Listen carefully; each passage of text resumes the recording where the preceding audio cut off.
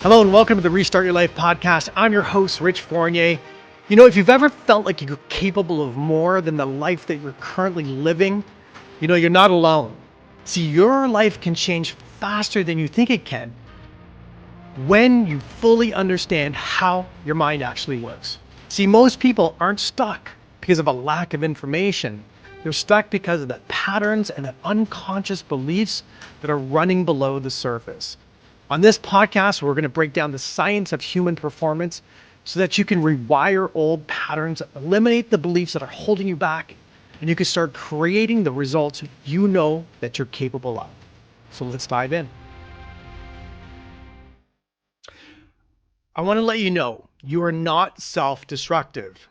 You are very self-consistent, though. And that distinction is the difference between spending the next decade in confusion about your own behavior and finally understanding the mechanism and doing something about it. See, self-sabotage is the most misunderstood phenomenon in high performance. It is blamed on weakness, laziness, fear, and a dozen other character explanations. None of them are accurate. Self-sabotage is a neurological protection response. And once you understand exactly how and why it activates, you can interrupt it, you can change it. And this is what we're doing here today. So welcome back to Restart Your Life. So let me describe a pattern that I have seen in virtually every high performer I've ever worked with. At some level and in some form, it's running you right now. Things are going well maybe in your life, you're making progress, momentum is building. You can see the next level finally starting to take shape.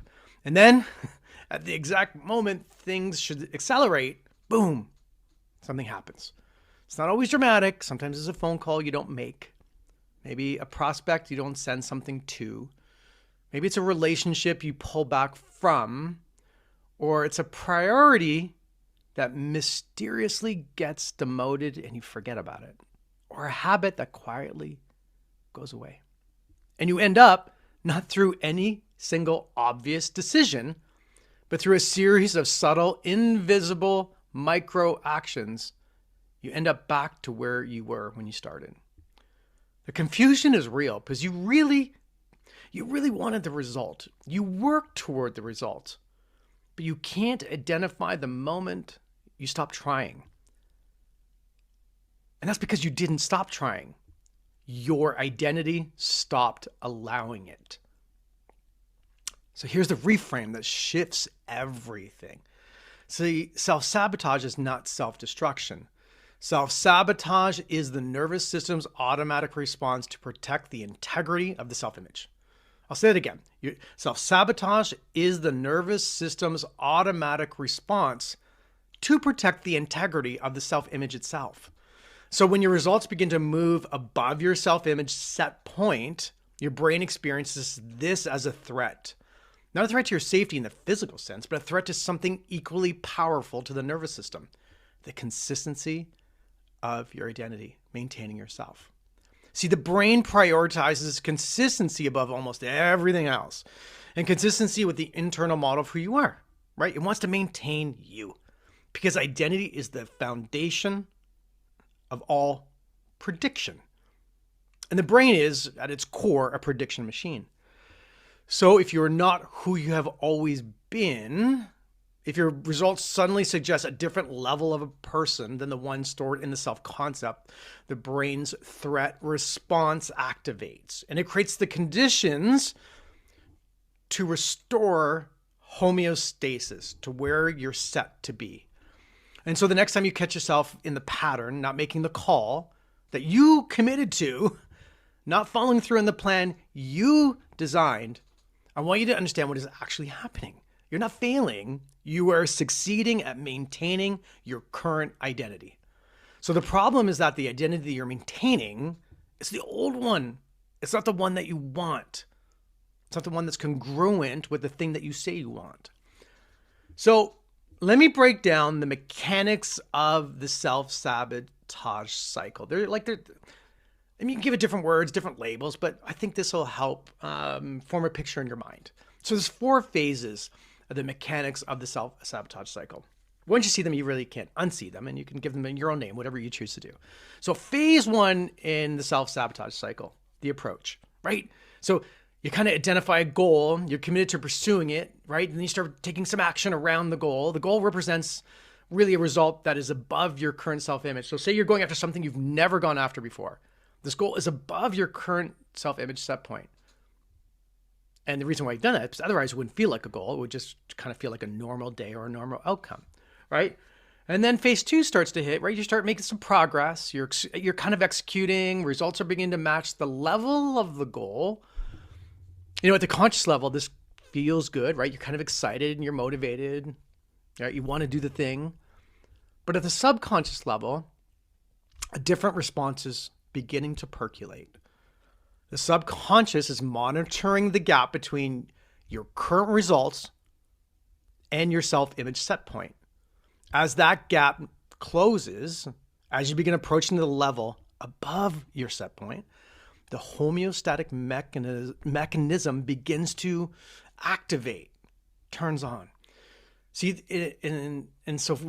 we start entering phase three here. We call it the drift. See, the activation of this homeostatic activating this trigger, like the activation is not dramatic. It really looks like anything from the outside, but it might manifest as a sudden loss of enthusiasm, maybe a foggy, low energy state that seems unexplainable, an increased susceptibility to distraction. I'm easily distracted. Maybe a shift in priorities, right? Maybe I get a cold arriving at a critical moment. Maybe I start focusing on problems elsewhere in the business or life that need, or so I say, and need my urgent attention. See, the subconscious mind is masterful at creating plausible cover for this correction. And because the person experiencing it cannot see the mechanism, it's not a physical thing that you can see, they respond to the service manifestation. They push through the fog, they tackle the distraction, maybe they're managing a crisis. And by the time they get out of it, the momentum is gone and they're back at their set point. In phase four, which is the whole cycle, that cycle repeats year after year. Maybe it's month after month. The person works hard, makes some progress, loses the progress, works hard again, and finds themselves arriving at approximately the same place that they always have been. This is the self-sabotage cycle. And it's not a personal failing. It's a systems problem internally. Specifically, a self-image thermostat that needs to be reset. So the reset, it's not a motivational event. Well, it could start something. It's not it's not going to a seminar and you have a breakthrough. Maybe you have a breakthrough, but trust me, you're going to repeat the cycle. It's a structured, sustained neurological process to reset.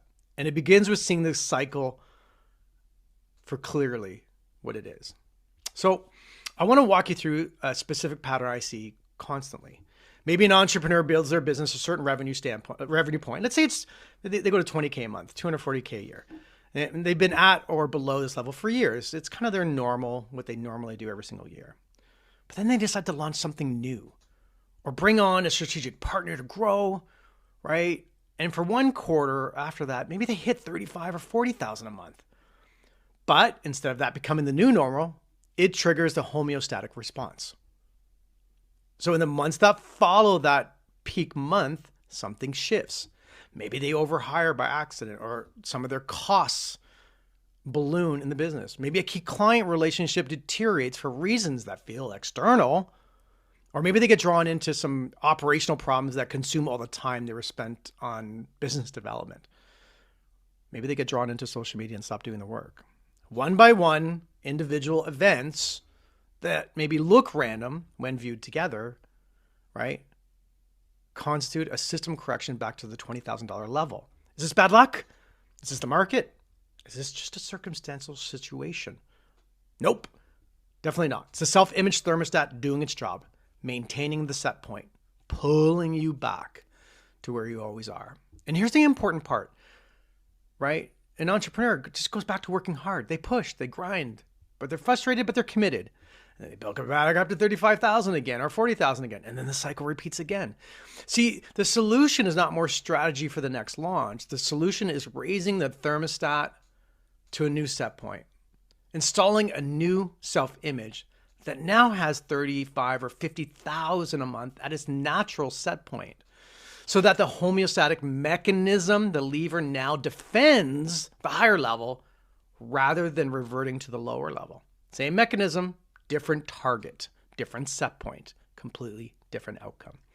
See, self-sabotage is not a character flaw. It's a neurological response to identity inconsistency. And once you understand it as that, once you stop blaming your willpower, right, and start diagnosing your self-image, really seeing it for what it is, you can finally do something about it. And that's what this whole podcast is about. See, the pattern will not stop. The cycle won't stop or go away just through increased effort. The pattern, it's not going to stop through a better strategy out in the marketplace. The pattern's not going to stop through more accountability on your behavior, right? The pattern stops when the identity change, when you change, when your self-image is elevated to include the result you're pursuing. Not as something you're chasing, but as something consistent with who you are. This homeostatic mechanism changes direction. It now activates to defend a new level, not the old level, to maintain a higher standard. This is the power of identity first transformation, not activity transformation, identity. So here's your practice, your job, or your activity for this week. I want you to think about an area where you have a recurring pattern of self-sabotage, a place where you make progress and then you lose it, where you commit and then you drift, where you build momentum and then through a series of invisible decisions, it seems to go away. I want you to stop interpreting that pattern as a failure of willpower and start asking a different question. What does this pattern tell me about what I subconsciously believe I am capable of sustaining? What am I protecting with this behavior? And then I want you to write down, what would my next version self, right? The version who has already built what I'm trying to build, right? That person who already has what I have, right? The version of that identity. What would they have to believe about themselves that I don't yet believe about myself? See, the gap between your answer to those two questions is your identity gap. And that gap is exactly what the path to transformation is designed to close. Systematically, structurally, over 6 months. Listen, if you're tired of the cycle, tired of making progress and then losing it month over month, I want to talk to you. Book a discovery call at RestartYourLife.com. Let's look at the pattern together, and then combined, you and I will build a path through it. I'll see you in episode 5.